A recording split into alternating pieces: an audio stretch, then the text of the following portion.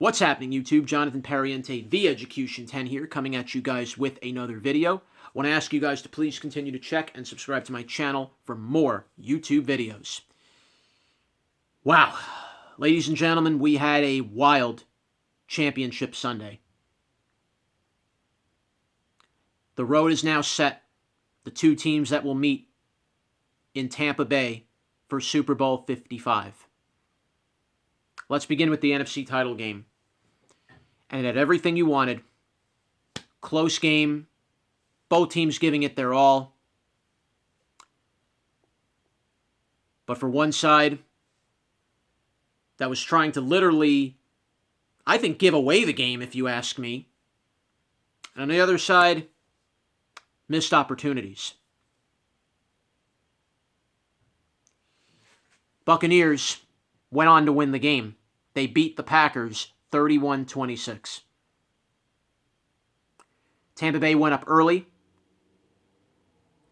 They got a couple of big possessions late in that first half, including going for a 4th and 3 after they had called a timeout.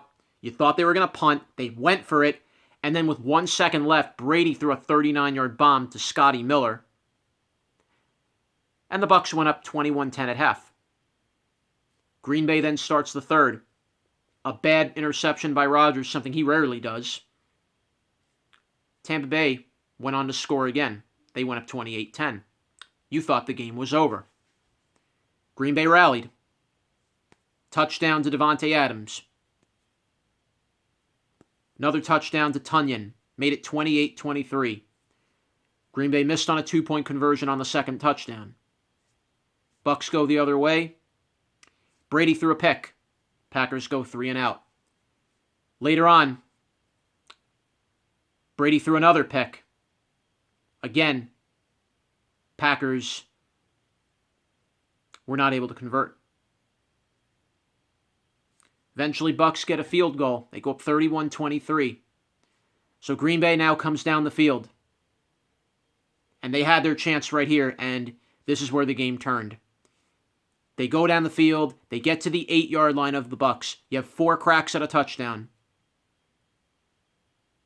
3rd down and goal. Aaron Rodgers literally could have walked right into the end zone. He could have ran it in himself if he wanted to. He threw it into tight coverage. Thankfully did not get picked, but it brought up 4th and goal. And if you're Matt LaFleur, you have to be kind of shaking your head at this decision. Why not let Rodgers go for it? You get a touchdown, 2-point conversion, it's a tied game. You may not get the ball back again. He kicks the field goal instead. Packers are down by 5. So now you're giving the ball back to the Bucs. And you have to stop them or you don't get the ball back. And a 3rd and 3. With their last timeout still in hand. You thought maybe Green Bay was going to get that stop, and it looked like they did. But a late pass interference was called. And yes, I'd be a little upset too, because the flag did come late. And for the most part, there had been no flags in this whole game. But in the end, the flag proved costly. It was technically the right call. But the flag came in so late, and I can understand Green Bay not taking kindly to that. But at the end, Aaron Rodgers had everything he could have wanted. Fans in the stands. You're playing at Lambeau. You have a good defense. Everything to your playing field and your advantage. But when push came to shove, when Tom Brady literally throws 3 picks in the game and you don't capitalize on them, that's just a lack of execution. And now Green Bay is going to have the whole offseason to think about what went wrong.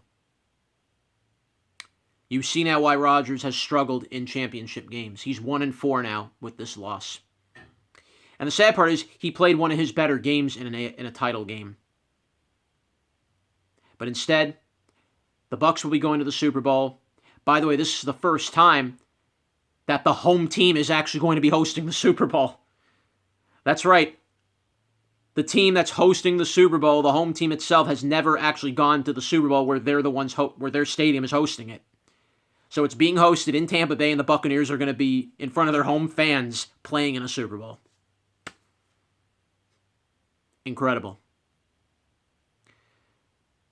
So the Packers are going to have a whole long number of months to think about this game. Not sure if Rodgers is going to come back. He's unsure. What happens to Matt LaFleur? What happens to Mike Pettin? We'll see. Over to the other game, the Buffalo Bills and the Kansas City Chiefs. This was another very cool, very nice game. Buffalo Bills definitely brought it early. They scored on their first drive. Yeah, it was a field goal. Fine. Then they punt the ball back to the Chiefs, and a muffed punt. Bills recovered at the goal line, literally at the 1-yard line. Bills banged it right in. They went up basically by 2 possessions, 9-0. They missed an extra point. Fine. You thought Buffalo was maybe going to shock the world.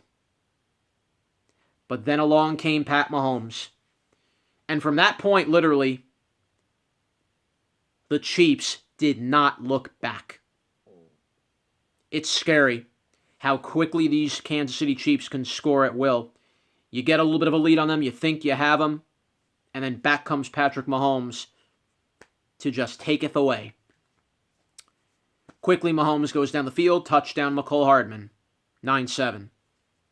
Buffalo gets stopped, they do nothing on their drive, back comes Kansas City, Darrell Williams, they score again. Buffalo again comes down the field, they don't score.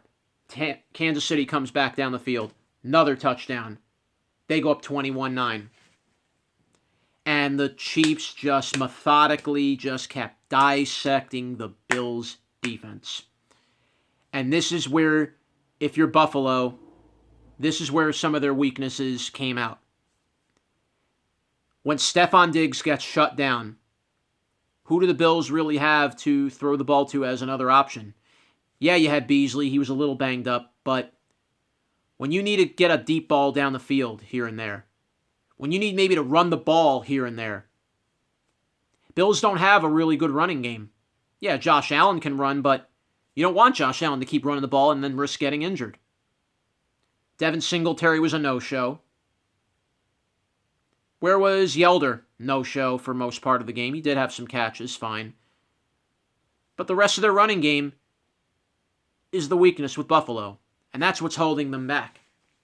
They get a good defense. They have great depth at about every position except running back. And you saw in this game, when you needed a few runs here and there, that hurt Buffalo. So Josh Allen had to do a lot more than he would normally do, where he has to keep throwing the football down the field, and you have to win or die on Allen's arm. 2 costly interceptions late basically sealed it for Kansas City. Mahomes threw for over 320 yards. Tyreek Hill and Travis Kelce had over 100 yards receiving each. Kelce had a touchdown as well, 2 touchdowns to boot. And that's it. Kansas City goes on to win 38-24, which now sets the stage for Super Bowl 55. And Patrick Mahomes he is on the verge of becoming the new sheriff in the NFL. He just has one obstacle to remain. For me, he becomes the new sheriff in town when he beats, as Ric Flair always says, woo! In order to be the man, first you gotta beat the man. That man being Tom Brady. You beat Tom Brady, then you cement your legacy, and possibly your career just takes off to new heights you never thought it could. And Patrick Mahomes is on the verge of doing that. He already has 1 Super Bowl under his belt. Still a young man, just 24 years old. He might win it again. And for him, this would be even sweeter because right before the Chiefs The year before the Chiefs won their Super Bowl, they came up short in the championship game in 2019. You know who they lost to in that game? You guessed it, Tom Brady. You think Patrick Mahomes has not forgotten that loss? Oh, he hasn't. And he will come out, and he needs to prove that he can beat the best in the game. Forget the regular season. I don't care if he beat Brady in the regular season this year, which he did. That means nothing. You beat him in the regular season, okay, great. You get a little, you get a gold star. Hey, you could tell your kids I beat Brady. You beat Brady in the Super Bowl. Tell Nick Foles that he beat Brady. Tell the Giants that they beat Brady twice in the Super Bowl. Patrick Mahomes does it. Then, and only then, I think he becomes the next one. He will become the sheriff in town. This will soon be Patrick Mahomes in the entire NFL. He's the man you have to go through going forward very, very soon.